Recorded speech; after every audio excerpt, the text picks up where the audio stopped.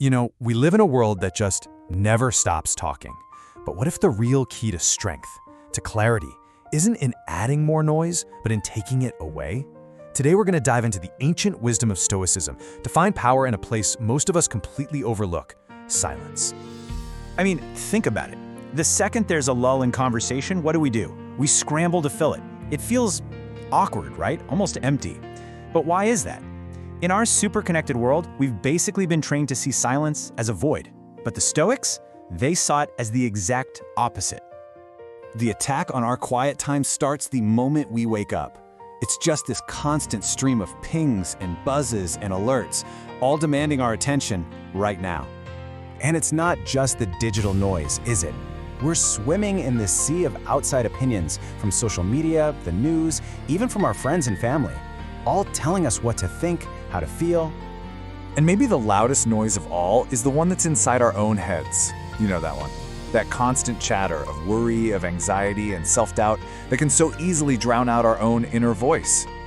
And here's why this really matters. This isn't just about being a little distracted. When we let all this noise in, both the external and the internal, we start to lose touch with our own clarity. We get hit with decision fatigue at work, we run into creative blocks, and we kind of forget how to just be with our own thoughts.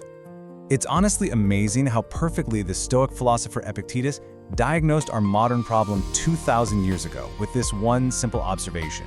We speak, we react, we broadcast, but we so rarely just listen. Especially, and this is the important part, to ourselves. Okay, so we've established the problem, constant noise. But this is where we pivot. The Stoics teach us to completely reframe how we see silence. It's not an absence of something, it is the presence of an opportunity. This right here, this is the central Stoic insight.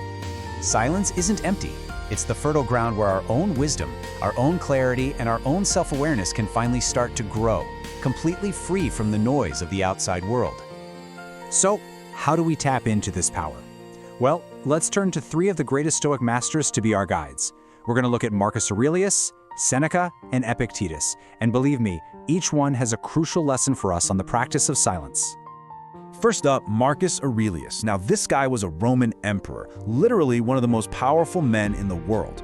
But for him, true power wasn't about commanding legions, it was about commanding himself. His lesson for us is the art of restraint, knowing when not to act, and especially when not to speak. Just think about this for a second. In our modern world, which basically pressures us to have an immediate take on everything, Aurelius reminds us that silence is often the most powerful, the most righteous, and the most truthful response. We really don't have to engage with every stressful email or every social media argument. Okay, let's move on to our next master, Seneca. He taught that we can't control the world around us. It's always going to be chaotic. But what we can control is our reaction to it. See, for him, true peace doesn't come from a quiet environment. It comes from a quiet mind.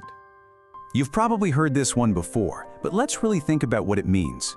Sure, speech can be valuable, it can be silver, but that inner stillness you find in silence, that space for reflection and deep thought, that's where the real gold is.